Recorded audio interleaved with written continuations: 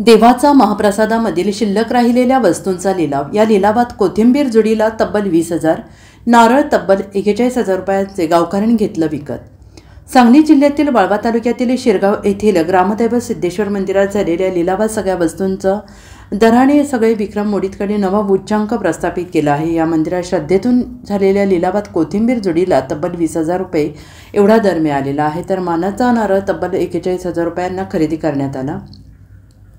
शिरगाव येथील ग्रामदैवत सिद्धेश्वर मंदिरात दरवर्षी अखंड हरिनाम सप्ताह साजरा केला जातो। त्यानंतर समारोपाला पुरणपोळी दूधभात असा प्रसाद केला जातो। पुरणपोळीचा आस्वाद घेण्यासाठी पंचक्रोशीतील लोक येत असतात आणि यंदा तर सुमारे 8,000 लोकांनी पुरणपोळीचा आस्वाद घेतला। आणि या महाप्रसादानंतर शिल्लक राहिलेल्या विविध वस्तूंचा लिलाव दुसऱ्या दिवशी मंदिरात होतो। त्यातून मिळालेल्या पैशातून मंदिरात वर्षभर विविध उपक्रम राबवले जातात।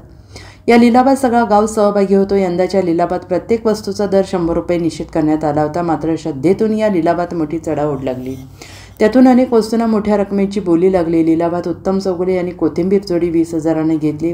गहू सुरेश अंबी यांनी 12,000 रुपयांना, तांदूळ शिवाजी हवालदार यांनी 13,000ला, हरभरा डाळ अविनाश शिंदे यांनी 9,500, चटणी संपत पाटील यांनी 17,000 रुपयांना, पडदे विक्रम पाटील यांनी 1,700 रुपयांना, तर मानाचा नारळ खरेदीसाठी मोठी चढाओढ लागली। त्यात गजानन पाटील यांनी बाजी मारत हा नारळ तब्बल 41,000 रुपयांना खरेदी केला। या लिलावातून मंदिर समितीला पावणे 2 लाख रुपये मिळालेले आहेत। हा लिलाव मोठ्या उत्साहात होतो। चढाओढ असली तरी त्या श्रद्धा अग्रस्थानी असते। Bureau report, SVN Marathi, Sangli.